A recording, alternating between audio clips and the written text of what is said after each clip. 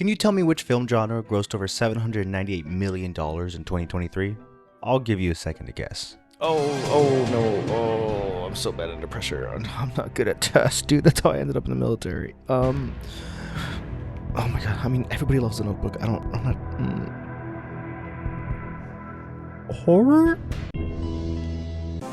Hey, I got it right. Look, $100,000. Dude, I could buy so much Coke. Horror movies. Some people love them and some people hate them. But no matter how you feel about horror movies, they're some of the most profitable, successful, and influential films of all time. But none are more important to cinema's history than the Universal monster movies. The number of official monster movies varies a lot, and it all just depends on who you ask or where you look. This article from MonsterComplex.com claims that there's over 71 films spanning 37 years from 1923 to 1960. This DVD set claims that there's over 30 films spanning 25 years from 1931 to 1956. It is relatively accepted that there's 9 films spanning 31 years that make up the core Universal monster movies. And today, I'm going to tell you about them. Well, I'm actually going to tell you about 10 of them, but one of them is an honorable mention. It's not really part of the Universal monster core, but I'm not going to tell you that one unless you like this video. So go ahead and just like it, and I don't know, maybe if you like it by the time we get to it, I'll tell you about it. I don't know. And I mean, while you're down there, you might as well subscribe. Might as well, you know. I mean, I'm not going to tell you what to do, but maybe. In 1912, a German immigrant named Karl Laemmle merged his company named the Independent Motion Picture Company. Did anyone else see the devil? With smaller companies to form what is now Universal Pictures. Laemmle was notoriously frugal, so he built his success on short, cheap, profitable films. Very few films costed Universal over $100,000, which today would be about $1.8 million. Believe it or not, in modern day, that is still very cheap for a film to be made with. And because of Laemmle's frugal method, Universal was not a big player in Hollywood. But that was until Universal discovered audiences' appetites for the grotesque and thrilling in the 1920s. With that discovery, Laemmle, along with his 23-year-old executive Irving G. Thalberg, who was ultimately the one that convinced him to take on this project at the time, 23 years old. 23 years old. That's awesome. I mean, good for him. You know, it's just... Where did I go wrong? Universal started production on what would become the second most expensive silent film Universal ever produced. Made at a total cost of $1.25 million, the first ever Universal monster movie was made. And that movie is 1923's The Hunchback of Notre Dame. For the sake of time and just really genuinely wanting you to check out the films, I'm going to give you very short summaries when I'm talking about them. So, let's get started.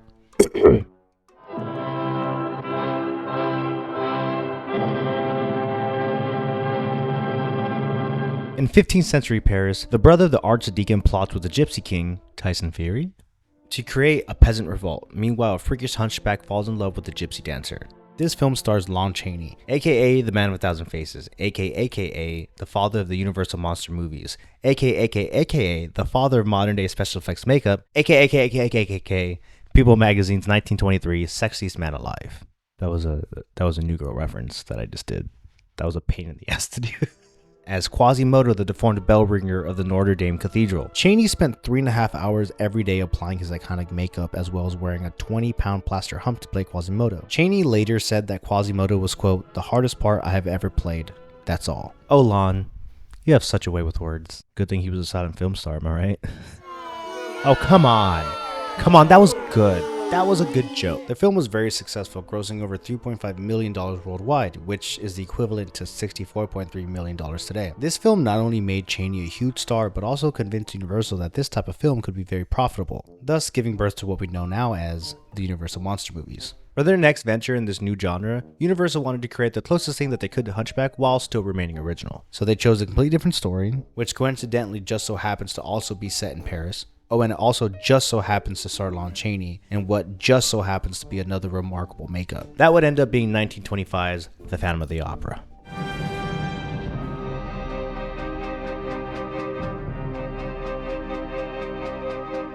Paris Opera House, a mad disfigured composer who lives underneath the opera is known as the Phantom, who falls in love with a young singer named Christine and kidnaps her to keep her away from her fiancé. It costed Universal $632,357 to produce, which today would be around $11.6 million. Film went on to gross an estimated $720,861, which today would be about $12.8 million.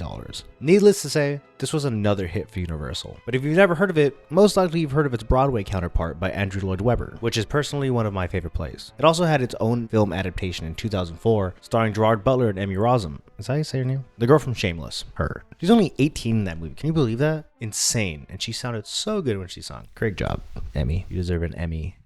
Get it? Because it's an award. Get it?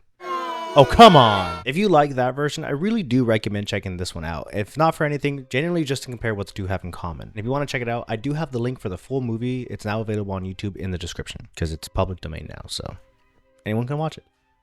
Yay. Hey, so do you remember that honorable mention movie I told you about? Well, I would love to tell you about it now because it's next in chronological order, but you still haven't liked the video yet, so I'm just going to wait till you do.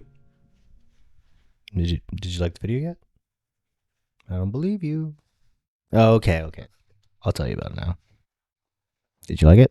So this film isn't really considered one of the Universal monster movies, but I'm a huge nerd and this does have some significance with me, so I figured I'd include it. In 1926, Universal released a film that was originally supposed to star Lon Chaney. If you couldn't tell by now, Chaney was basically Universal's go-to guy for every movie in this era. Need a movie to make a bunch of money? Bam, Chaney. Need a star that audiences can affiliate with the genre? Bam, Chaney. Need someone to revive your cinematic universe after a string of bad movies lately? Bam, Chaney. Oh, no. Wait. Oops. Chaney was unable to star in this, however, due to his contract with MGM at the time. Instead, this film stars Conrad Viet. This film was called The Man Who Laughs. The reason I bring this film up isn't really too much about the movie itself, which I'm sure is great, however, I've never actually seen it. But you can, because, again, the link to this film is in the description below. You're welcome. That sounded douchey. Was that douchey? My bad. But it's more because of the main character and especially because of the look of the main character. Once I show you what I'm talking about, I'm pretty sure you'll understand. I'm the Joker, baby! God, I love that video. So yeah, this film, and more specifically the main character, is a direct inspiration for the visual look behind the Joker. Cool, right? No? Oh. Yeah, I mean, yeah, you're right. It's just silly. It's only one of the most important villains of, like, ever. But, you know, what do I care? Doesn't hurt me. On October 24th, 1929, the United States stock market crashed and launched the start of what is now known as the Great Depression. During these times, films were no longer seen as a novelty, but now as a means of escapism for audiences. The Depression lasted from 1929 to 1941. Some argue that it ended in 1939, but it is generally accepted that it ended in 1941 because of the Second World War. In that same period of 1929 and 1941, Universal released 6 of its most iconic Universal monster movies. The first of those being 1931's Dracula, starring Bela Lugosi. I am Dracula. The dashing, mysterious Count Dracula travels to London where he takes up residence in an old castle. Soon, Dracula begins to wreak havoc, sucking the blood of young women and turning them into vampires. When he sets his sights on Mina, who is the daughter of a doctor, the vampire hunter named Van Helsing is hired to put a stop to Dracula's never-ending torment. I bet when you think of Dracula, you think of this man. Bela Lugosi's performance as the blood-sucking Count is so legendary that till this day, this is the Dracula everybody has in their mind. Just look at your phone's emojis. I mean, they're practically designed after him. I mean, you have to look a little hard because, I mean, it's a cartoon and that's a man, but just squint. Just do that. Just do that. It should work. Lon Chaney was originally supposed to star in this too, but didn't due to his death in 1930. This film was without a doubt Lugosi's biggest of his career, and he was so proud of it that he even got buried in its iconic costume. That's a true story. Look it up. It's actually super interesting. He loved this movie. This film is estimated to have had a budget of around $355,000, which today would be around $7.3 million, and gross an estimated profit of $87,019 or $1.8 million today. I don't really think the significance of this film needs to be explained. No matter how old you are, I'm willing to bet that there's been a ridiculous amount of Dracula movies released in your lifetime. I'm also willing to bet that 90% of those Dracula movies have sucked. Unless you were born in 1992, because that's the year that the best Dracula movie of all time came out, and it actually stars a real vampire.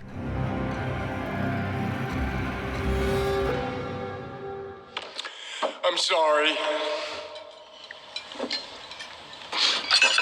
After the success of Dracula, Universal decided to slow down their production of horror films as they wanted to take their time to make sure what they put out was quality. So they held off on releasing anything else that year. Psych! That same year, Universal basically told audiences, oh, you thought that was good? Hold our beer, because we're about to release one of the most iconic and famous monster movies of all time.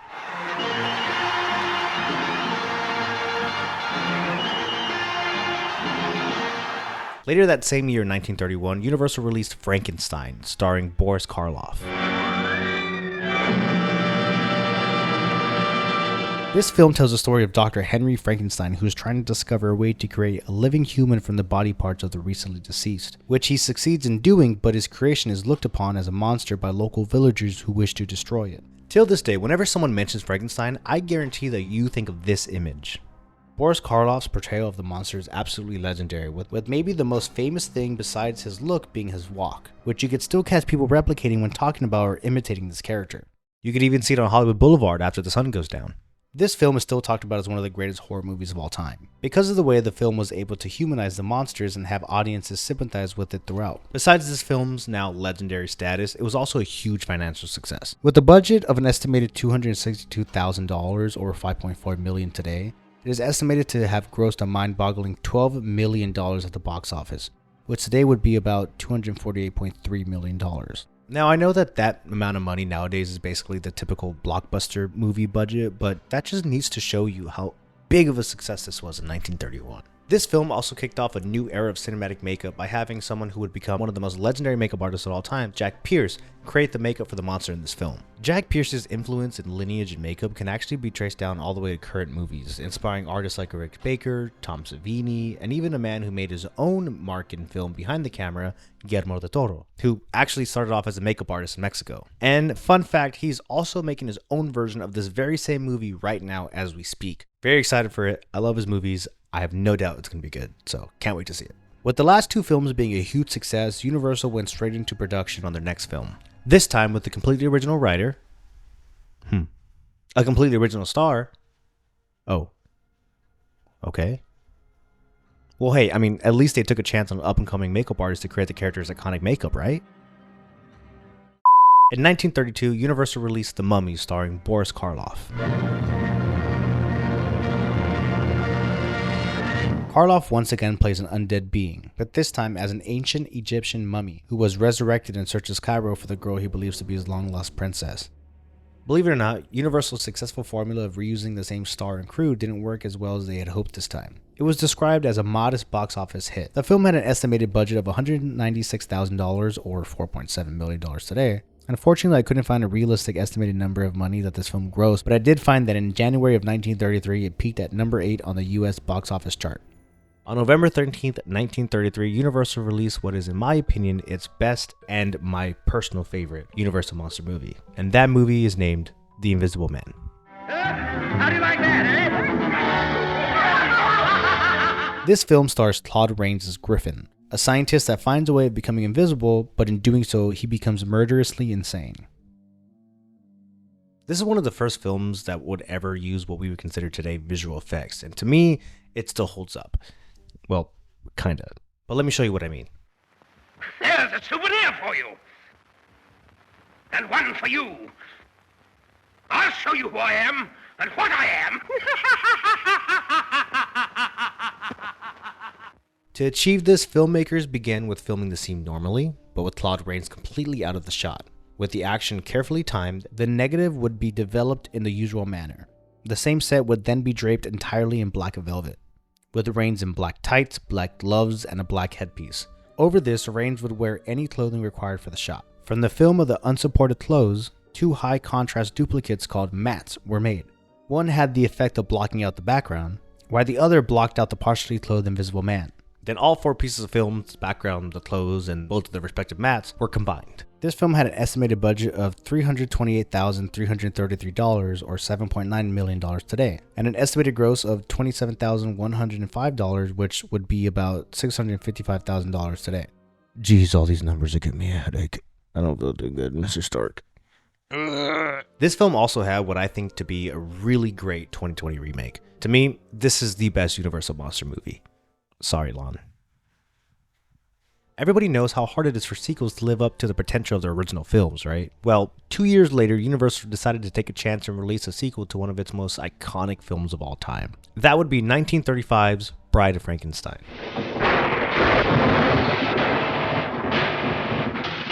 Boris Karloff returns to reprise his role as the iconic monster, but this time shares the screen alongside Elsa Lanchester.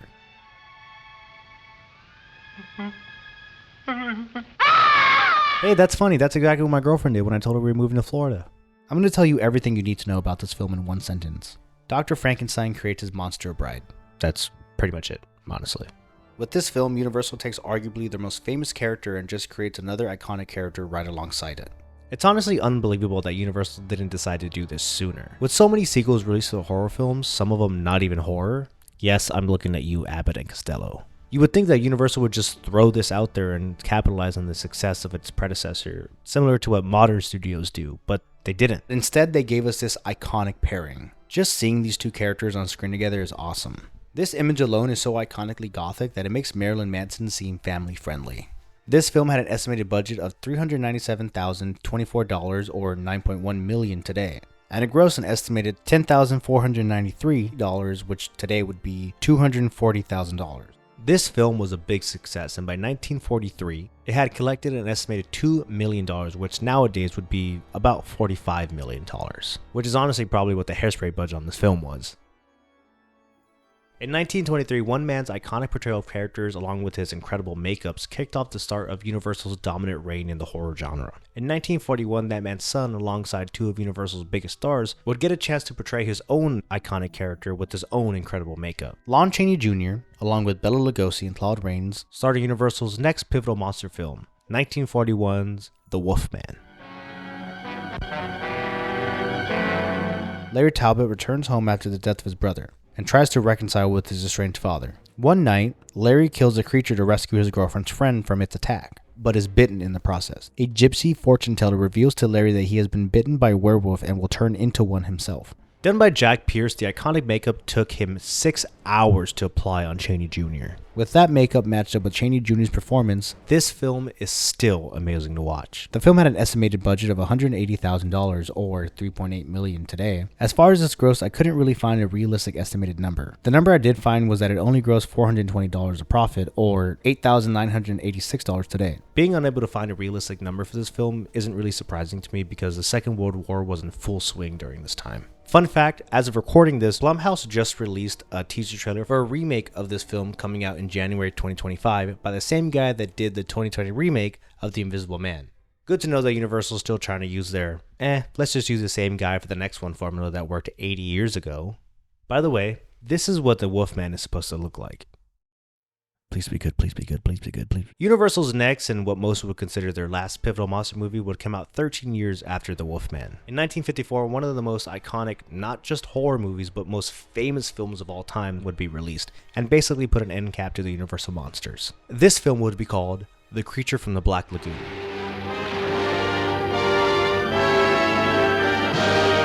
A scientific expedition searching for fossils along the Amazon River discovers a prehistoric gill man in the Black Lagoon. The explorers capture the mysterious creature, but it breaks free.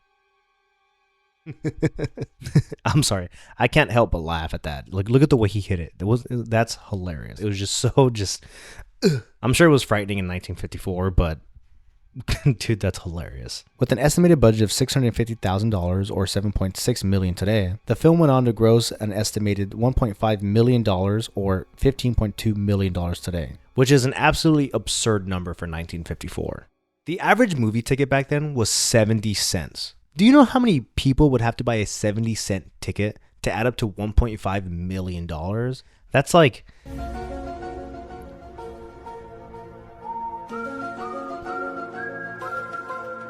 a lot of people. Through 31 years, an economic depression, a world war, and 2 generations of Cheneys, Universal monster movies' legacy and influence can be felt not only in horror but in every genre available. Whether you love them, hate them, never seen them, or don't even care about them, you cannot deny that the Universal monster movies changed cinema forever. What is your favorite Universal monster movie? Have you seen them? Do you not care about them? Whatever it is, let me know. Put it in the comments. I'd love to hear your opinions. Thank you so much for watching, and don't forget, you matter, you're loved, and if no one told you today, I love you. Have a great day. Bye. Ooh, right as the camera's running out of memory. Fun fact, this is not Frankenstein. This is actually Frankenstein's monster. Frankenstein was the name of the doctor. And this guy glows in the dark. It's lucky. So if you put light on him, he'll glow. Got the shirt from Cracker Barrel.